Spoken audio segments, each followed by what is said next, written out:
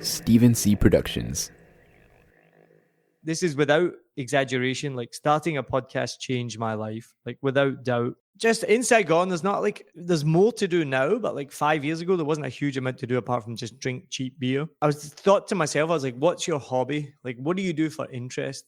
Like, I've no hobbies. I don't do anything. Like, so I was like, you need to do something. So that was part of starting the podcast, starting the comedy, was like to have something extra. But that's why starting the podcast really changed my life. First of all, I got to meet so many people here in Saigon, and I'd even do interviews with friends. And even to this day, that was the most in-depth conversation I've ever had with them. We sit down with a microphone, we talk for 1 hour, and I've learned more about them in that 1 hour than knowing them for 5 years. It gave me the confidence to do comedy. Then it built into something even bigger than I could have imagined. Well, now I have my own company and I'm working with clients around the world.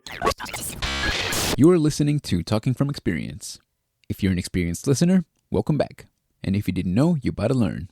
My name is Steven and I am your host. On Talking From Experience, I have casual, insightful, and entertaining conversations with community leaders, creative minds, and other interesting people from diverse facets of society. My goal with every conversation, aside from keeping you entertained, is to help you understand the world through their experiences. Today, my guest is Niall Mackay, the podcast guy. He's a podcaster, stand-up comic, podcast coach, and owner of the 7 Million Bikes podcast network. He's going to be telling us about how his first podcast came to fruition, entering the world of stand-up comedy, and ultimately, how certain circumstances and experiences led to his successful career in podcasting. Check it out. Yeah, it's 8 a.m. here in Nam. Wow, so it's Monday morning? Monday morning, yeah. That's crazy. It's Sunday evening here where I'm. It's exactly 24 hours. I mean, 12 hours. 12 hours, yeah. Mm-hmm. It's mental. It blows my mind. And I got like friends all over the world, and family all over the world. You could be like, what's the time in this country? What's the time in that country? Yeah, that's the beauty of technology. Yeah, I know for sure. And we can do things like this, which if you think like even 10, 15 years ago was almost not impossible, but you'd need some like expensive equipment and high-tech stuff to do something like this. Now it's like so easy. Yeah, I know. You just plug and play pretty much. Yeah, pretty much. That's so cool. And what part of Vietnam are you in? Saigon. Okay, yeah. I knew that. Yeah, that's so good. How long have you been doing podcasting? Coming up 4 years, it will be soon. Yeah, 2019, I think. Was it 2018 or 19? I should look into that. I think it was 2019. All the COVID years made everything kind of weird. Yeah, I know. I don't even know what year anything is nowadays exactly. Yeah, time worked differently back then. Yeah, for sure. That's cool. What was your first podcast about? It was about Vietnam. Yeah, so I was doing it. It started off, it was about Saigon, and it was about interviewing people that lived here. And then it kind of grew pretty popular, and I started to interview people from like even in the States, but they were Vietnamese. And so changed the name to a Vietnam podcast. And so it's kind of just grew from there. Wow, that's really cool. That sounds really awesome for search engine optimization. Yeah, I know. I didn't even think about anything like that at the time, but yeah, pretty good. If anyone types in like, Vietnam podcasts, mine's going to come up pretty high. That's really cool. How soon did it take you to like take off? Was it like from night and day or just like a couple weeks, months? Pretty much like the first episode did reasonably well. Like podcasting, if you get over 50 downloads, you're in like the top 50% of podcasts worldwide. So the numbers don't have to be huge, but yeah, the first episode did like really well, like I think 150 downloads. And at that time I was just thinking it was going to be like 15, Right. But, and then to be honest, it stayed pretty consistent since then. But what I've learned over the time is the longer you do it, the bigger your back catalog builds up. And I've kind of like started to realize over the last 6 months, even how I listen to podcasts, like very few podcasts you listen week by week, like you wait for the new episode to come out. Like you'll find a new podcast. I just found a new podcast last night, and then you scroll through it and you're like, oh yeah, that one sounds good, and I'll listen to that one. And I was like, oh yeah, that's what people are doing with my podcast. So now like my downloads, I'm getting like about 500 a week. But that's like in total. So the newest episodes still get about 100, 150 downloads when I publish it. But I'm still getting another like 350 downloads. And that's just coming from people listening to the back catalog. So that's been pretty cool. That was surprising. Like I didn't really ever think about that. And it's like, oh, cool. Yeah, that's what a lot of people talk about when you first get started. That's a lot of the big advice is like the longer you do it, the more episodes you'll have, and then when people find you, they'll binge all the episodes. Or I have 2 podcasts that I'm currently trying to catch up on, and one that I've caught up this year that I started listening to in 2019. Wow.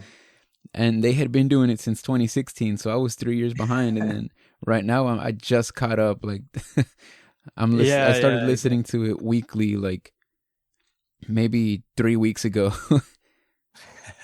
And before then, I would just listen like 2-3 episodes at a time. Yeah. So it's been a bit like that. Yeah, that's pretty cool. I'm just getting started. This would be episode like 19, and for the most part, it's pretty, like you said, it's pretty consistent with the new releases. And then it's surprising. Yeah, like the amount of people who find the podcast as well. How are you doing for downloads so far, like per episode? So far, I'm still not in the in the top 10%, but definitely, I see some growth. Like I'm looking at my numbers, and it grows a little bit, and then it stays consistent. I'm assuming that's just because people are catching up. So they listen to the back catalog, and then it stays about the same for maybe 2-3 weeks, and then I see a little extra bump, and then it stays the same. So yeah, slowly but surely, because I only release every 2 weeks. Ah, right, okay. Yeah, so it's a little slower going, but I mean, it's growth. I always say, as long as we're not going backwards, we're Yeah, exactly right. Well, that's something somebody told me that right in the beginning as well. Like your downloads are never going to go down. Wow. Right? Like so it's like that's pretty cool. Like you're never going to go down. Like once they can only grow or stay the exact same, but that's very unlikely that they'll stay the exact same. Yeah, I'm still scared. Like when I release a new episode and I don't see it, like because I look at the little line graph. Yeah. And it's like it's not catching up to last week. Are you just refreshing the whole time? Yeah. Yeah, I think that's like a normal thing in the beginning, and then you kind of get over that, and you just focus on making the episodes. I don't really look too much at the analytics, or I just look at the download numbers. You should be listening really at the listen time, which I do look at the listen time a little bit. That's probably your best barometer. If people are not really listening to your podcast, then yeah, you can have people listen for 1 or 2 minutes, and it'll count as a play or whatever. And exactly. It's not really engaging, but I mean, I do get feedback, so that's something. Yeah, no, that's always good. How long have you been doing stand-up? 5 years now. I can't remember. I think I started the podcast first, and then I started doing stand-up, but it was just within the same few months. So I think 2019. But I think it's 2018. I can't remember. I was just talking with my wife last night, and she's like, I think you've been doing it 5 years now. So sorry, I'm not. I think it's 5 years. Okay, and how did that start out? That was just something I'd wanted to do for years and years. Always been a massive stand-up comedy fan. And then one day I was at an open mic night here in Saigon, and I had my notes in my pocket and wanted to get up on stage, but I was always too nervous, just could never do it. And there was nobody at this open mic night. There was only 3 comics, and the host was like, oh, does anyone want to come up on stage and do a set? And I was like, yeah, I'll do it, because I had my notes with me. So I got up on stage, did my first couple of jokes, got a laugh, did my 5 minutes. And then, I mean, it was just everything. It was like dreams come true stuff. Like I'd finally done it. And then since then, just not stopped doing it, basically. Oh, it's cool. And then did the comics there tell you to keep doing it, and they kept inviting you, or how did that go? It's a weird thing. Like I feel like they're super helpful in the beginning. They really want you to do. They really want new people to do it. And then that quickly kind of changes into feeling like threatened. So then they don't want you to, not that they don't want you to succeed, but then you as soon as you move into the scene, you instantly become a rival for stage time, basically, because everyone just wants stage time. And then it becomes all a bit like cliquey, and people put on their friends and only work with their friends, and it's hard to kind of break into it. So I found that like once I started to do it and I felt I was pretty good at it, and the easiest barometer is if someone laughs. If you're making the audience laugh, then you're like, well, I must be doing something right. Yeah. So you're making the audience laugh, and you're like, right, well, I want to get booked for more shows. I want to get asked to do shows, and wasn't getting asked. And then I've got a background in like a little bit of event management, and I'm kind of an outgoing personality. So I was like, fuck this, I'm just going to do it myself. So I just started putting on my own shows so that I could get stage time basically, and put on other people and just put on really good shows. So yeah, went from pretty quickly to starting stand up to then doing my own shows. And then, yeah, so since then I've been putting on my own shows. It's still the same. It's really cliquey. People only put on their friends. It's the same in every city. Like every city I've been to, anytime I talk to anyone from anywhere in the world, it's nothing different. People just work with their friends. It gets really cliquey. It's really hard to break into. So similar here. So I just still put on my own shows, work with people that support me and people who are good people. Because you come across people, it's like comedy. Everyone's got an ego. So there's so many egos, and that's the biggest downside of it. So that if you watch comedy and you go to a show, you just think it's all fun and laughter, and all the comedians must be hanging out backstage just cracking jokes, and it's not like that at all. Like, yeah, there's a lot of rivalries, and people don't talk to each other. People don't like each other. It's definitely different from what you would probably imagine. Wow, man, that's so unfortunate because, I mean, the art itself, like when the comedian's on stage, right? It's all about, the crowd in unison and pretty much uniting, right? But backstage, it's like rivalry, and I have heard that, and it's I mean, it's kind of almost discouraging in a sense to anyone who might want to try it, who's new to it. But I mean, it sounds like for people who are just starting out, right? It's people are encouraging at first. Yeah, for sure. It's really different here in Saigon as well compared to the rest of the world. Saigon, there's not a massive comedy scene. I was just in Texas just recently. I was in Dallas, and they did like 3 or 4 different open mics every night across the city. So if you can drive between them, New York City obviously is like one of the homes of comedy. So New York City's the same. I think you can go and do 5 or 6 open mics if you wanted to in one night. You got to just travel across the city. But in Saigon, we only have like 4 open mics a week. And I've just cancelled mine because it wasn't getting enough people at it. So I was doing one every week, and last week was the last one. So there's not really there's only about 15 comedians in Saigon, English speaking comedians, Vietnamese speaking comedians. I don't know how many there is, but I'd guess about maybe only 5 or 6. They obviously have a totally different audience because they're doing it to Vietnamese speakers. It's easier here to break into the scene than like, I don't understand how somebody in the States, you would have to work so hard to become a real, like a paid stand-up comedian in America, I think, because you've got to really grind. Like I went to one open mic when I was in the States. I had to wait 2 hours to get on. Did my 5 minutes. Nobody was really watching apart from my friends. So I was like, how would you do this if you lived in the States and you're like, right, I want to be a stand-up comedian? I think you'd have to put 110% of your heart and soul into it. You got to go travel to every open mic you can. You got to practice. You got to move to New York. You got to move to LA.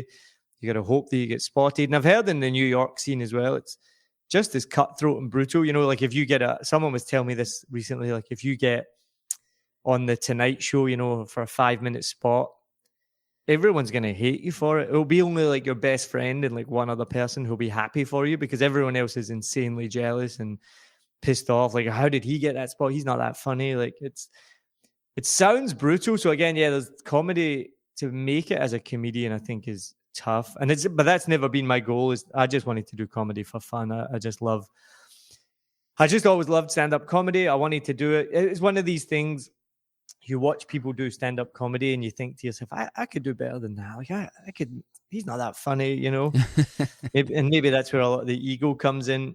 And I just loved it. I just loved stand-up comedy. So for me, it was just doing it one time was like a dream come true. Now I'm up to, I think, 215 performances. I keep track of how many times I perform. And I still don't think that's a huge amount. Like in 5 years, that's like only 40 a year, less than once a week. And I know some people even here in Saigon who'll be performing 2-3 times every single week. So some people will be in the thousands. So I think 215 sounds a lot, but it's still relatively low. But now that, I've performed in Thailand, America, New Zealand, Scotland, and Vietnam, obviously. And I've traveled all over Vietnam to perform as well. Traveled up in Da Nang and Hoi An, Phu Quoc. So some really cool places. It's all a dream come true. And I'm not trying to be famous or make money or anything like that. Just to be able to even do this as a hobby is unreal. But my main business is podcasting. That's what I do. That's really cool. Yeah, and it's funny because most of the time when you're not trying to get rich and famous off of it, sometimes it like people can tell that it's genuine, so they gravitate towards it even more. I like that. Hopefully that would be nice if it happened, but I'm not trying for it. Yeah, right. It's a blessing and a curse. Yeah. I love stand-up too, and I've considered doing it myself, but I'm like, oh man, I don't know. It's a nervous thing, right? And then I think it would be one of those things where if you do get laughs, it's almost addicting in a sense. Like, I want to do this again. So yeah. I think that's another thing that I would be nervous about is like, well, that I am nervous about is like, oh man, what if I turn out to be really good? Why would you be nervous about that? That would be amazing. Right. You should definitely do it. Me being someone who's not very like out there, like I tend to be pretty reserved and stuff like that. But I always tell people like who tell me, you're pretty quiet. But then once they ask me something, they get me talking, and then it's a trick to get me to be quiet. That's why I think I'll probably might be good at stand up. So and then like there's comics that I really enjoy, and their comedy is not really like they talk about stuff that shouldn't be funny, and it's like a lot of, I've been told by a lot of people that my sense of humor can be pretty dark. Right. Well, there's definitely dark comedians. Yeah, like I feel like that's some of the best comedy because these are things, right, that people go through, and it shouldn't be funny, right? But the fact that you can take a circumstance and make it to where you can make somebody chuckle or laugh and see that there is you can make something positive out of something negative or troublesome. And that's really that's really cool to me. Yeah, it takes a lot of skill to do that, I think, as well. You've got to really know what you're doing. Mm-hmm. Yeah. So how many podcasts are in your network now? I think about 7 or 8. But not all of them are active at the moment. The reason I'm like trying to think is because sometimes podcasts like take a break and things like that. But right now we got one, two, about 7. I think it is 7 or 8 at the moment. That's really cool. And how'd you come up with the name 7 Million Bikes? I love this question. Yeah, it's one of the biggest questions I get asked. So when I was starting my first podcast, which was about Saigon, I was doing the dishes and I was just coming up with ideas for my podcast. And I just read in the newspaper that day that in Ho Chi Minh City, in Saigon, which I don't know how much you know about Saigon, but it's just crazy traffic. There's motorbikes everywhere. And there was 7.4 million motorbikes in Saigon, registered motorbikes. So there's probably even more. And the population's only 10 million. So if you can imagine 7.4 million motorbikes for a population of 10 million, it's one of the highest density in the world of like motorbikes to owners. And so, just as I was doing the dishes, I was like, 7 million bikes. That'd be a cool name. And then, so the podcast was originally called 7 Million Bikes, a Saigon podcast. And then that got changed to 7 Million Bikes, a Vietnam podcast. Then 7 Million Bikes got dropped, and that became the company name, is 7 Million Bikes Podcasts is the official company name. And then the podcast is now just a Vietnam podcast. And that's as you learn, things like how to title your podcast. Like, that's too long a name. It's also a bit vague. Like, if you have to ask the question, what does 7 Million Bikes mean? People don't know what it's about. Whereas a Vietnam podcast, you're like, oh, I know what this is about immediately. And then even the name for the business, though, I met with like a business consultant, and they were like, 7 Million Bikes doesn't make any sense. Nobody knows what you do. I was like, oh shit, yeah, that's true. So it's kind of branched into two kind of brands now. So the 7 Million Bikes podcast, which is the main business, And then 7 Million Bikes Comedy and Events, which is my comedy shows that I put on. But that's not really like the main focus these days, but it still exists. So every Tuesday night, like I do a quiz night here in Saigon, which is pretty popular. So that's one of the events we run. And then every Wednesday and Thursday, we do a comedy show, but the Wednesday show's now been cancelled. So every Thursday night, we do a comedy show. So that's that side of the business, but that's just almost more for fun. And then 7 Million Bikes podcast is the main thing, the main event. How much like negative energy did you get from the other comics in Saigon when you started doing your own comedy show? None really. It's just kind of it comes through over time. So luckily, like there was some unbelievable comedians here that just always supported me. One of them, Devin Gray, still good friends with to this day, and Tommy Pruczynski, and then another guy, Wanye West, and then my wife she's just like a rock. So my wife it's everything I do is with my wife. So she's always been there. So when I started doing my own shows, it was all really positive, really great, and the shows were just going really, really well. The negativity just kind of creeps in.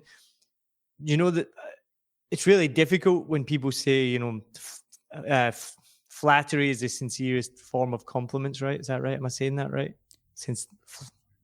What is it? Oh no, I don't remember. When somebody copies you, it's like the sincerest compliment. And so then people start to kind of copy what you do. And then people start to get like, they see you having like a little bit of a success and they want more money. So they don't see you when you don't have success and you don't make money. But as soon as they see you make some money, they see you have like a really successful show and they're like, oh, I want more money. But they don't ask for more money when you have like a show when nobody shows up and you make no money. So you kind of have to start to deal with that as you get. And the success I was having was nothing massive. So I don't want to talk it up too much, but it was having successful shows.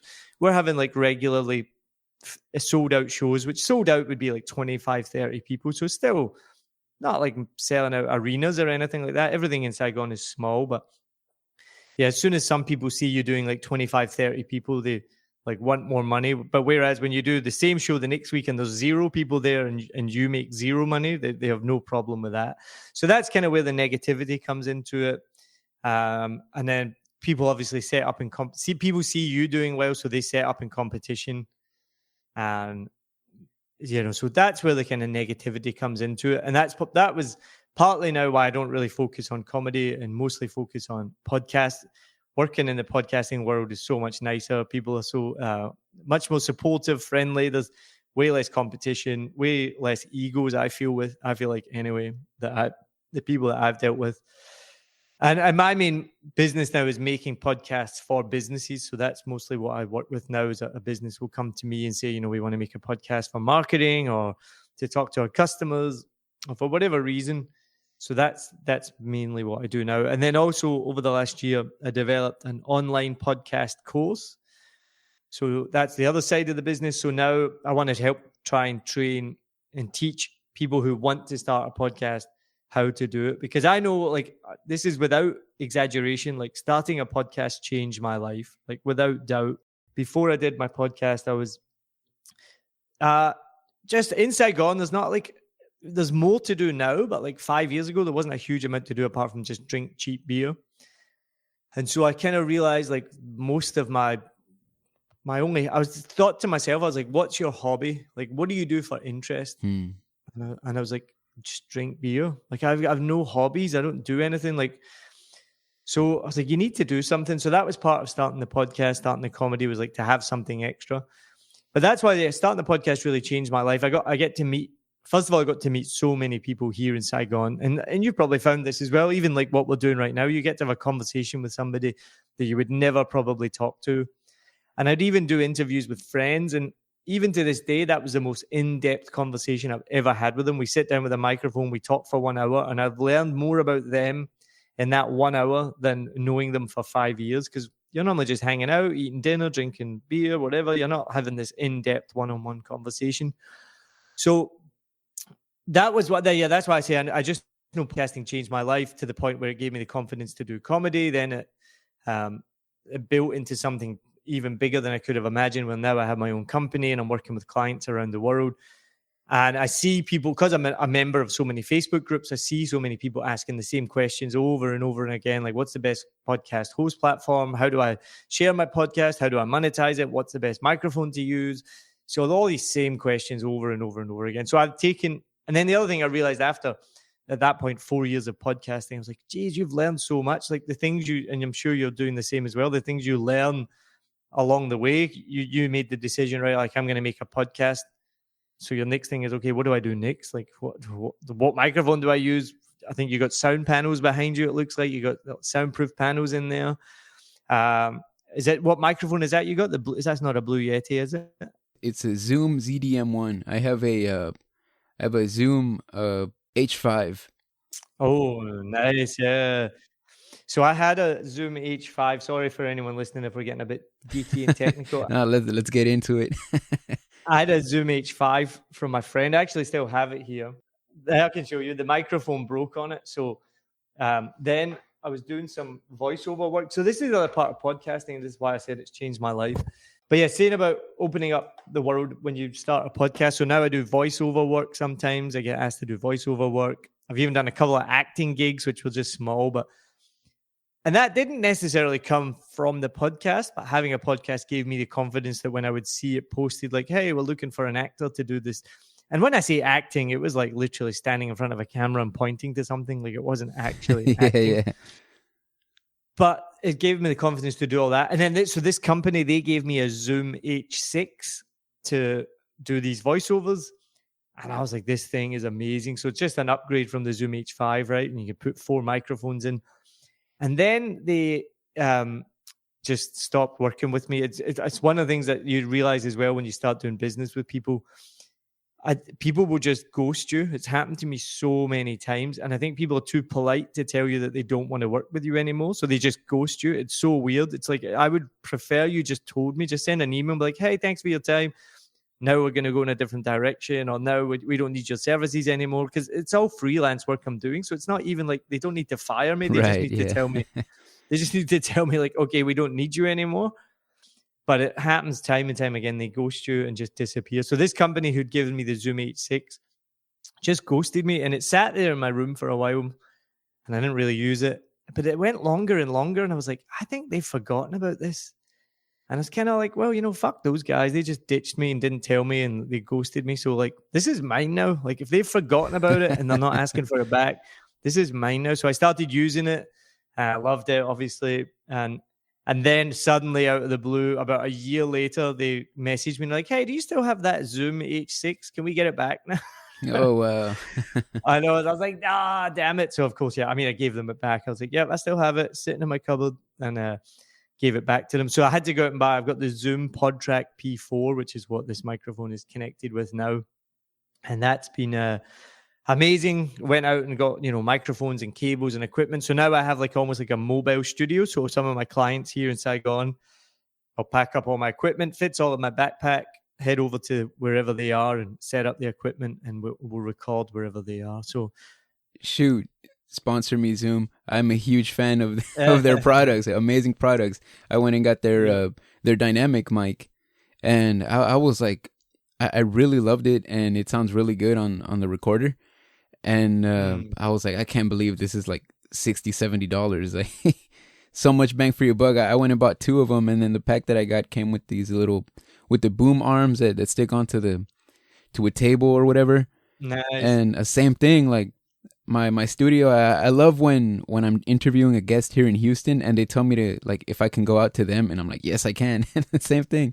I just toss everything in my backpack. Mm-hmm. Yeah, it's pretty easy, right? Just pack it all up. Yeah. Yeah, I have this little recording studio set up in a closet. Nice. It's a pretty big closet, but yeah, I was like, you know what? Let me set this up. And I was like, man, I wish I had more space, because I want to do more in person where they come to me. But I'm like, I'm not about to have my guests sit in the closet with me. Yeah. There's not even an AC vent in here, but that's a good thing for recording. That same thing happened to me. I had a client come over to my spare bedroom to record an episode, and it was so small. And no, we had an AC, but we couldn't turn it on because it would make too much noise. And they were wanting to bring in like kind of CEOs and things like this to interview. And they were like, we can't do this in your spare bedroom because it was so small. So we ended up doing it in their home office, which worked out great because it was like much bigger. But I moved into a new apartment 6 months ago, and I was out for a walk with my dog, and I found literally across the road, there's a music studio. And I went in and checked it out, and it's so cheap to rent because it's here, Saigon, Vietnam, things are cheaper. So it would be like $3. No, let me do the math. About $4 an hour to rent this music studio. Wow. So it's not a podcast studio, but it's always in the back of my mind. If I need to rent that and I can just take my equipment over, I would be able to, and it would be completely soundproofing. And so that's ideally what I'd like to do next is do some podcasts in this studio because the audio will be even next level. Yeah, here in Houston, there's so many podcast studios. Oh, really? Yeah, I was looking the other day for because I was thinking too, like, man, like if I do get like a well-known guest, I'm not gonna have them, come to my home and stuff like that, like in the living room or whatever, on the kitchen. Yeah, exactly. So I was like, and I found one. There's one here in my neighborhood. They're all over the place actually. So what they're doing here is like those office spaces you can rent if you're if you're a small business and you need an office and stuff like that. They're starting to build podcast studios there, and then you can go there and rent it out. Nice. Mm-hmm. Yeah, they're expensive though. They're upwards of like $50 to $60 an hour. Yeah, I mean, so that's part of the problem, right? And that's one of my advantages being here in Vietnam is things can be a lot cheaper. Yeah. What were you doing before you were doing podcasting? So most of my career has been in fundraising for charities and not-for-profits. And then my wife and I, we came to Vietnam to just travel. We were traveling in Southeast Asia, and we were also doing a teaching certification to learn how to teach English. And so we came to Vietnam for 6 weeks to learn how to teach English, and then we were going to continue on traveling.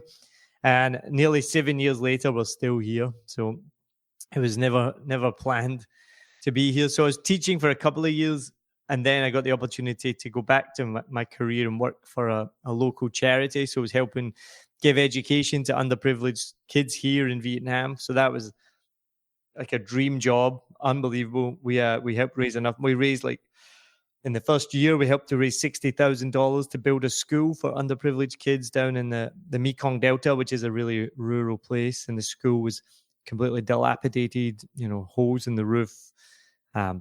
Everything was broken. And so we managed to build them an entire new building, which was, just probably still to this day, the most rewarding thing I've ever done. But then COVID came, and that job, my contract was up for renewal on that job, and they didn't renew it because they had to save money to basically save the business because of COVID. And so it was at that point, it's kind of one of these moments where you're like, okay, well, I kind of started the business with the comedy and with the podcasting, just lost my job. This seems like the time to go for it. So I went back to being the joke that I tell on stage is then I went back to becoming a part-time teacher and a full-time comedian, which means I full-time make no money. And so I wasn't technically a full-time comedian, but I was that started to become like a part of my business, was putting on shows, making podcasts. But then again, pandemic just kept kicking you when you're down. I was about to sign on with a big contract for a company, and then we went into lockdown again, lost that contract. That was going to be take the company to the next level. So in Vietnam, we were a year behind you guys in the rest of the world. So 2020, you guys went into lockdowns. Vietnam closed the borders. And what that meant was we were in our own little bubble here. So there was no tourists coming in. If you left, you couldn't get back in. But it meant there was almost no COVID, and they did an unbelievable job of track and tracing it. Wow, that's cool. Isolating people. So our first year was kind of like heaven, to be honest, but we felt really guilty because obviously we're seeing the rest of the world in the news and hearing from friends and family that the rest of the world was just going to hell. But whereas we were here going to 5-star resorts because the 5-star resorts had no customers because there was no tourists. So they were putting the prices down to 20% of the normal price. So these resorts and hotels that we could normally never afford to go to, we were let's go to, this 5-star resort for the weekend. So we were having a great time, obviously still knowing that COVID was there and it was a thing, and it was still having an impact on life here. You know, like I said, I'd lost my job and things like that. So it still we weren't immune from it, but we were still living a pretty normal life. But then what happened was they took too long to get the vaccines rolled out here in Vietnam. So like in the States and the rest of the world, you guys all got the vaccine and we were still waiting for it. So when 2021 came around, the Omicron variant hit Vietnam and just went crazy. So we went into varying stages of lockdown starting in like May 2021. And by July and August, we were in 100% lockdown, couldn't leave the apartment, couldn't go out for groceries. Like you had to get food delivered, like just literally locked up in your house. And so, yeah, obviously that was just so tough and just destroyed the economy, the restaurant business, my events business. And so it was kind of during that time that I was like, right, I'm not going to build a business based on doing events. Like at one point, like in a long-term goal was to maybe build a comedy club here and have, you know, do like weekly events and try and build a business on that. But COVID just made me realize like that's not what I wanted to do. And that's then where it became like, okay, podcasting is something that is going to survive any future lockdowns. It also can be done cross-border. Most of my clients are in the UK, so you know, it doesn't matter where I live, I can still work. So it was at that point, at the kind of end of 2021, going into 2022, was like, okay, it's now podcasts or die. And so the last year it's been going well, and that's what I was saying. It took me a year, but yeah, I created an online podcast course that anyone can sign up for, and yeah, just teach you everything you know from A to Z to start your own podcast. I mean, that's one of the beautiful things about podcasting, right? Is that, yeah, like people were locked in and just, I mean, not knowing what to do with themselves. And like, that's kind of an environment where podcasts were thriving. Yeah, for sure. Yeah, I mean, podcasts exploded and most of those have now disappeared, as you can imagine. Yeah. I think there was like something like 2 million podcasts started during the pandemic, and I think nearly every one of them has faded away by now. But yeah, definitely was gave a good time for podcasting and people learn skills. At one point, there was a few different shows here, but we all supported each other. And someone asked me, "It's like, are you guys not like competitive?" I think, and the answer was no. I think the reason why is, number one, podcasting is just growing, right? Like the audience is growing. And so the best phrase that I ever read about it was, the rising tide floats all ships, right? So if we're all supporting each other, if we're all helping each other, all podcasts are going to do better. I just think because there is, well, not maybe once if the podcast listenership trails off and it starts to become like steady, and so you're all fighting for the same listeners, then maybe it will become more competitive. But I don't see that for a long time. So I think right now everyone just wants to help podcasting because it's still a new medium. And I mean, I still had it like not long ago. Someone was like, I don't even know what a podcast is. So there are a lot of people that like literally, one, don't know what they are, or two, they do know what they are, but they don't listen to them because it's just not a medium they use. When they put on headphones, they're going to listen to music, or I don't know what, they're going to listen to an audiobook. Like just not everyone listens to podcasts. So I think if everyone's supporting everyone, I think that's part of it. There's just less ego because you want everyone to succeed. And I guess as well, because, you know, I'm sitting here talking to you behind a microphone from Saigon. You're sitting talking behind a microphone in Houston, Texas. Mm-hmm. There's kind of the distance, I think, maybe makes it like less competitive, less egotistical. If you were like in the same city as me and we were doing a podcast about the same thing. But even then, I think it's still like if your podcast does well, mine does well, and we want all podcasts to do well. That's, you know what I mean? Yeah, and I mean, like I produce several podcasts, and it's the exact same thing. Like they have me on their podcast, I have them on mine, and I mean it's such a beautiful thing, right? It makes you wonder, like, why isn't comedy like that?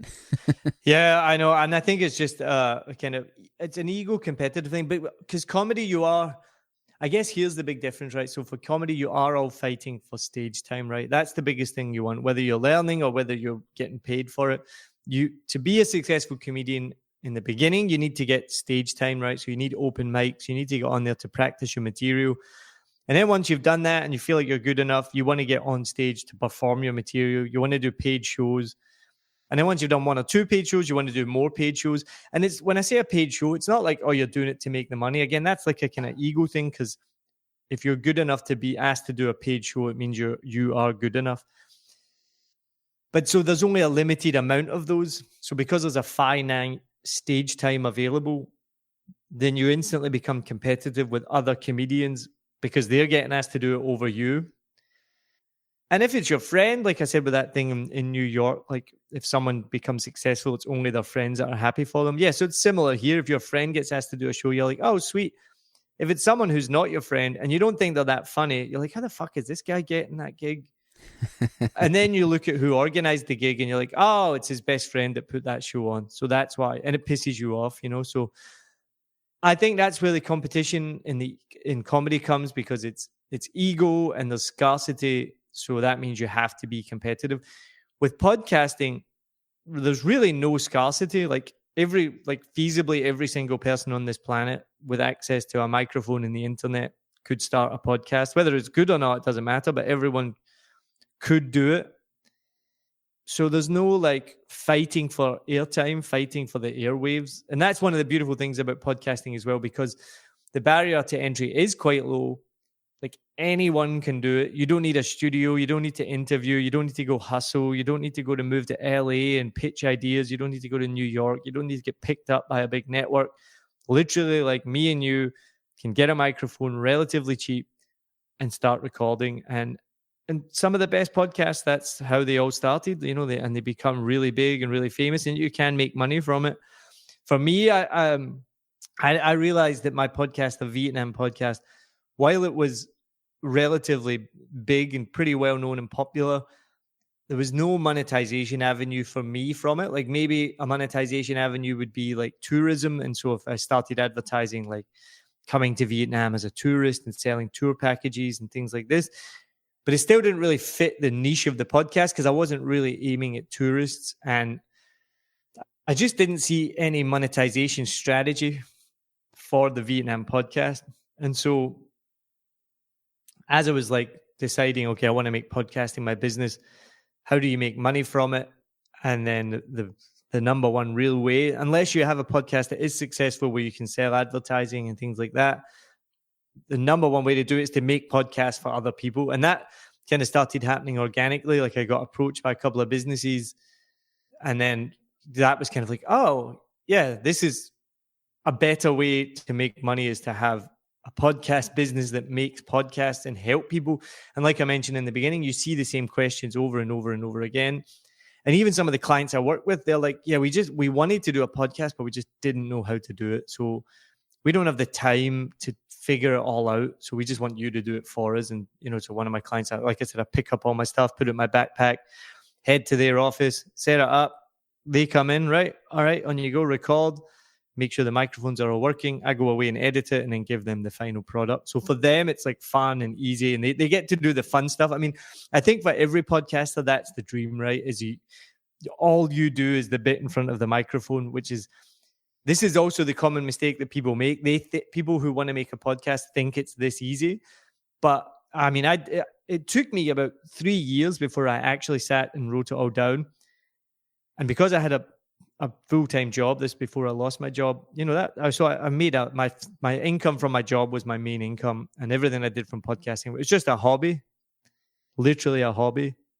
Then it became my main business. And so I wrote down, I was like, okay, how long does it take me to make one episode? And I was like, okay, so there's booking the guest, organizing the guest, talking to the guest before and after the show, maybe doing the interview, doing the artwork, publishing it, promoting it, blah, blah, blah, blah, blah. And I wrote it all down. I was like, shit, that's 10 hours. That all adds up to 10 hours for one podcast. And you don't get paid for it. Like you get paid zero. So when I had a job and it was a hobby, you don't count up those hours because it's like fun and it's interesting. You're like, yeah, I got to get this episode edited.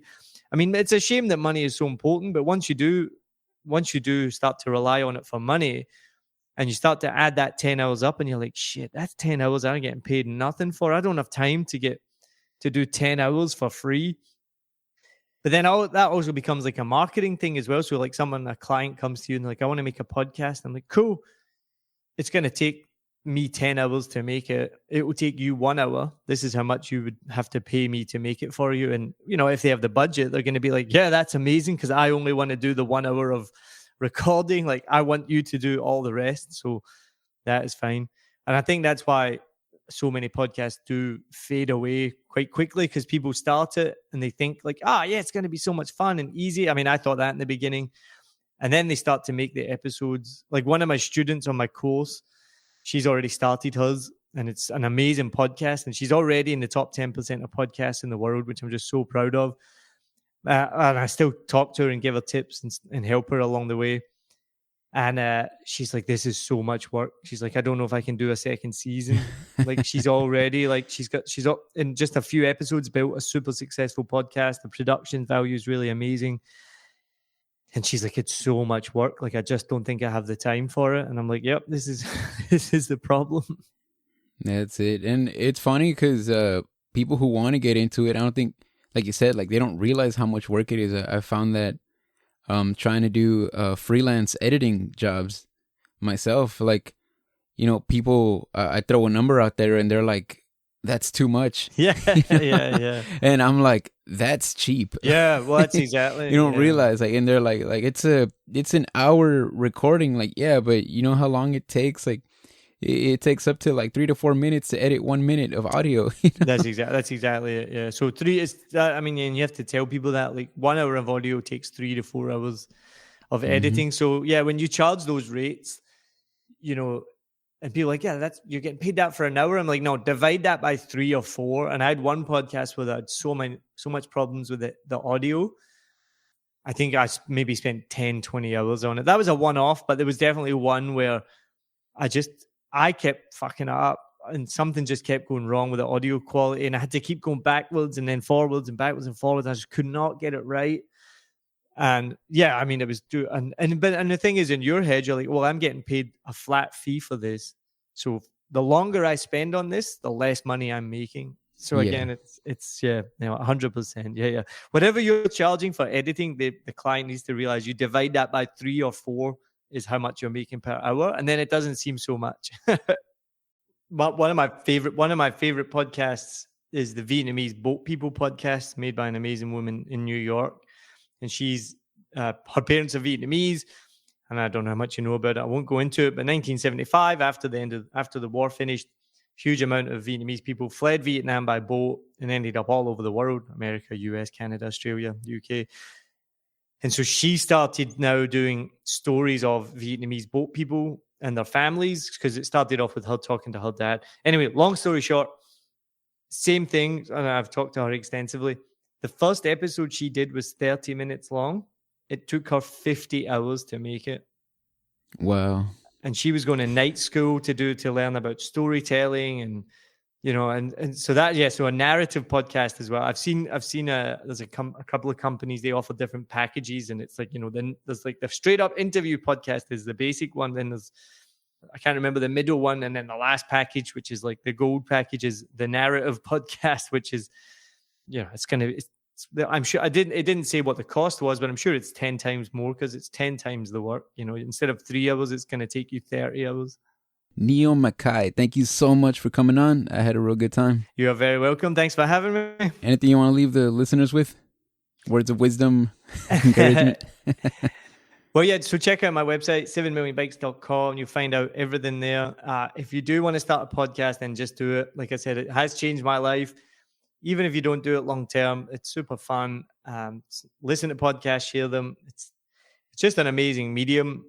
And then I was also saying that because my podcast course now is $147. So if anyone wants to check out my podcast course, if you're listening to this episode, I'll give you the link to put in the notes. You'll get that course for just $97. So I'll do a special for your listeners. And it's over 3 hours of video content, 23 video tutorials, quizzes, PDFs.